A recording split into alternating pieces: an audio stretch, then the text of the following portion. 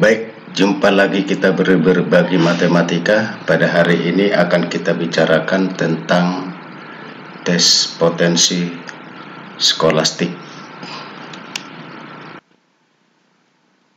Oke, kita akan mulai aja tes potensi skolastik,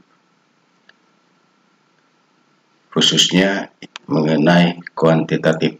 Pertemuan ini adalah pertemuan yang ke-13. Sebelumnya kita sudah selesaikan sampai dengan pertemuan ke-12. Oke, kita mulai aja mengenai tes potensi skolastik kuantitatif bagian yang ke-13. Oke, jika P sama dengan 3A tambah 5 dan Q sama dengan A tambah B tambah 4, maka 2P kurang Q sama dengan berapa? Jadi ya kita substitusikan aja P dan Q-nya ke 2P kurang Q. Maka kalau kita substitusikan, kalau 2P sama dengan 2 kali 3A 6, 2 kali 3A 6A, 2 kali 5 10. Kemudian kalau ini tadi Q ya, berarti 6A kurang A sama dengan 5A, 10 kurang 4 sama dengan 6. Berarti jawabnya adalah C. Selanjutnya kita lihat lagi. Jika A lebih besar sama dengan 3, maka 5A tambah 3 sama dengan berapa? Nah, jadi kita masukkan aja ke 5A tambah 3 mulai dari 3. Jadi 3 itu adalah yang paling kecil. Oke, kita mulai aja. Kalau A-nya sama dengan 3, berarti 5 kali 3 sama dengan 15, ditambah 3 sama dengan 18. Karena ini adalah yang paling kecil dan ini ada sama dengan, berarti 5A tambah 3-nya lebih besar sama dengan 18. Berarti jawabnya C. Selanjutnya kita lihat lagi. Jika P sama dengan Q tambah R, Q sama dengan R kurang 3, dan R sama dengan 4, yang ditanyakan adalah hubungan P, Q, dan R. Oke, kita mulai, kita masukkan aja R-nya sama dengan 4 ke Q. Berarti kita dapatkan 4 kurang 3 sama dengan 1. Nah, P-nya sudah ada, Q-nya sudah ada, R-nya sudah ada, tinggal masukkan aja kemari.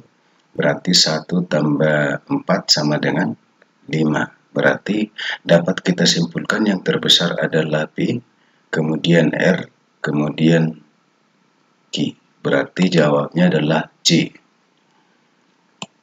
Kemudian kita lihat lagi. Jika A, B, C lebih besar dari 0, maka pernyataan berikut yang benar kecuali. Jadi kita disuruh mencari yang salah.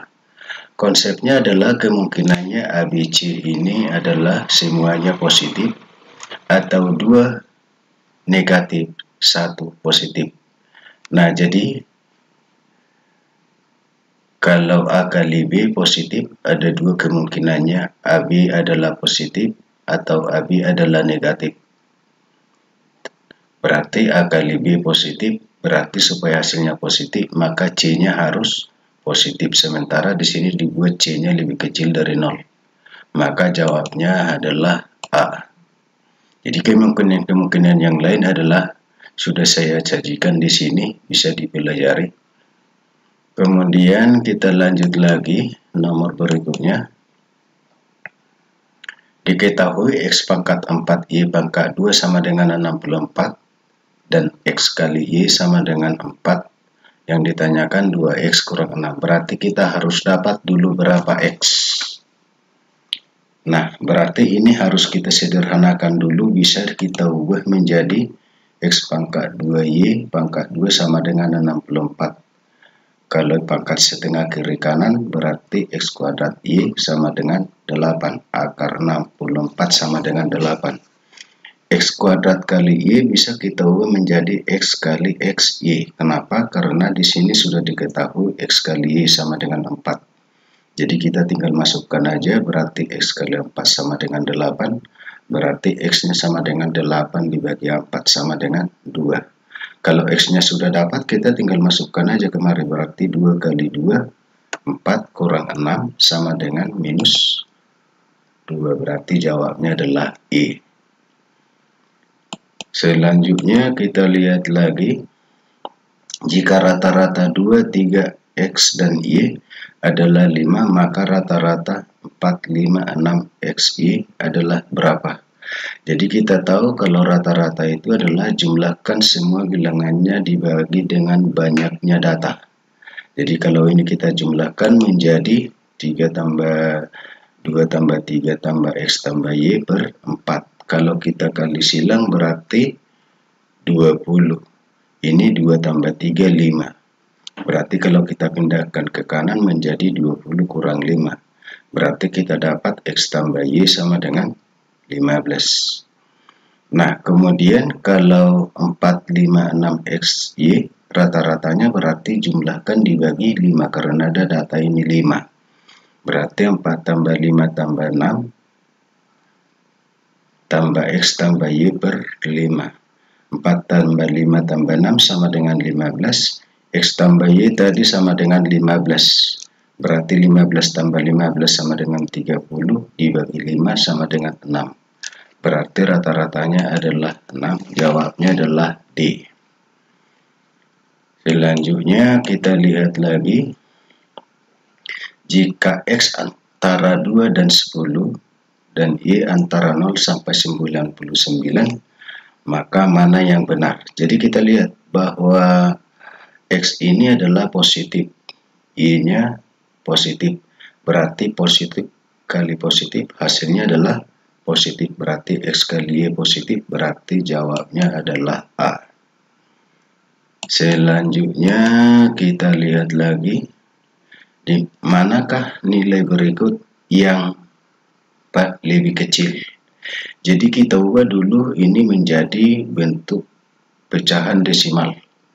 Ini 8%, berarti 8 per 100 kali 8, ya.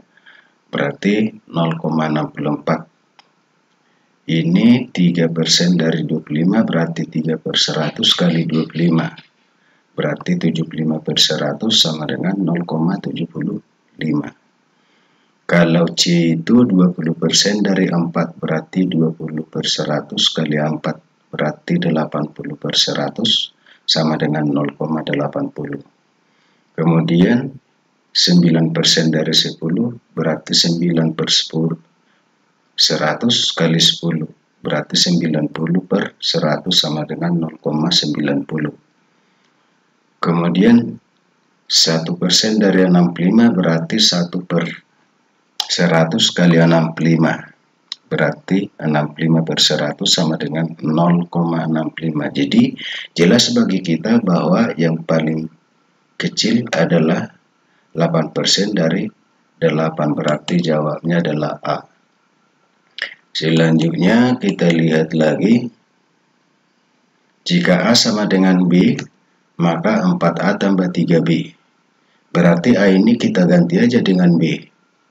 Berarti menjadi 4A tambah 3B sama dengan 4B tambah 3B sama dengan 7B. Berarti jawabnya adalah B.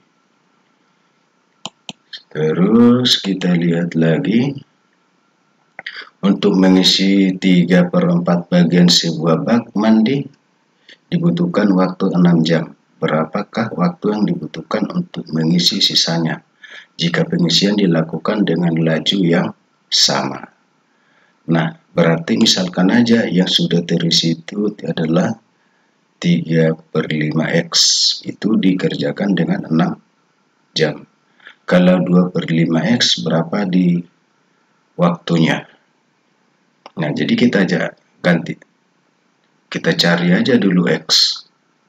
Ini caranya adalah kalau 6 dibagi 3, 2. Kalau 5 kali 2, 10. Jadi X ini kita ganti dengan 10.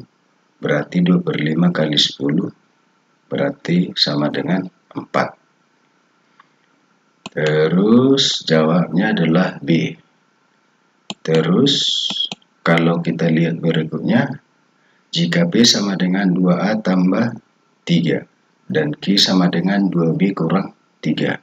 dengan catatan A lebih besar 0 dan B lebih besar 0, atau A-nya positif, B-nya juga positif. Pertanyaannya, P tambah Q dibagi 2. Jadi kita cari dulu P tambah Q. Kalau kita cari P tambah Q, berarti ini tadi P tambah Q berarti 2A tambah 2B. Kenapa? 2A tambah 3 ditambah 2B kurang 3. Berarti 3 tambah minus 3, 0. Berarti tinggallah 2A tambah 2B. Nah, kalau P tambah Q dibagi 2 berarti 2A tambah 2B dibagi 2 berarti sama dengan A tambah B. Berarti lebih besar dari 0. Kenapa? Karena katanya tadi A lebih besar 0, B-nya juga lebih besar dari 0. Berarti jawabnya adalah B. Selanjutnya kita lihat lagi. Di suatu kolam diisi air melalui keran A, B, atau C. Kolam tersebut akan penuh dalam waktu berturut-turut 10 jam, 12 jam, atau 15 jam jika ketiga keran digunakan bersama-sama selama 3 jam, maka kolam tersebut terisi berapa bagian. Jadi kita cari dulu waktunya untuk mengisi penuh. Kalau dibuka secara bersama-sama, berarti itu dengan cara mudah dapat diperoleh 1/10 tambah 1/12 tambah 1/15. Kalau disamakan penyebutnya menjadi 60. 60 dibagi 10, 6. Kali 1, 6. 60 dibagi 12, 5. Kali 1 sama dengan 5. 60 dibagi 15, 4. Kali 1 sama dengan 4. Berarti sama dengan 15/60 atau sama dengan 1/4. Berarti waktu untuk penuh itu adalah 4 jam. Karena yang tersedia adalah 3 jam, maka 1/4 kali 3 sama dengan 3/4 bagian atau sama dengan 0,75 bagian. Berarti jawabnya C. Terus kita lihat lagi. Jika suatu bilangan bulat habis dibagi 12 dan 15, maka bilangan tersebut habis dibagi berapa? Jadi bilangan itu harus kita cari dulu. Bilangan itu adalah kita ubah dulu 12 sama dengan 2 pangkat 2 kali 3. 15 sama dengan 3 kali 5. Jadi bilangan itu adalah 2 pangkat 2 kali 3 kali 5. Berarti sama dengan 60. 60 juga habis dibagi 30. Berarti jawabnya adalah D. Kemudian kita lihat lagi. Untuk mengisi penuh sebuah bak mandi membutuhkan 8 ember air. Jika Ola memiliki ember yang besarnya hanya setengah dari Ira, berapa ember air yang Ola butuhkan untuk mengisi penuh bak air tersebut? Nah, jadi gampang aja. Katanya tadi kan kalau ember Ola itu isinya adalah setengah dari ember si Ira. Berarti langsung aja 8 dibagi setengah sama dengan 16. Berarti jawabnya adalah E. Kemudian kita lihat lagi. A kali B sama dengan 12. Dengan A dan B adalah bilangan bulat positif. Maka nilai maksimum A tambah B kurang 1 sama dengan berapa? Oke, karena A dan B adalah bilangan bulat positif, maka kemungkinannya yang menghasilkan 12 adalah 1 kali 12, 12. 2 kali 6, 12. 3 kali 4, 12. 4 kali 3, 12. 6 kali 2, 12. Nah, berarti kalau kita masukkan satu persatu, ini A, ini B. Berarti 1 tambah 12, 13. Kurang 1, 12. 2 tambah 6, 8. Kurang 1, 7. 3 tambah 4, 7. Kurang 1, 6. 4 kali 3, 12. Berarti 4 tambah 3, 7. Kurang 1, 6. 6 kali 2, 12. Kurang 1, 11. Berarti nilai A tambah B kurang 1 maksimum adalah 12. Jadi jawabnya adalah D. Terus kita lihat lagi. Itu aja dulu untuk pertemuan kita hari ini. Tetap semangat dan kita akan berjumpa berikutnya pada TPS kuantitatif bagian yang ke-14. Ikuti terus, jangan sampai ketinggalan. Saya akhiri sampai di sini aja untuk kali ini.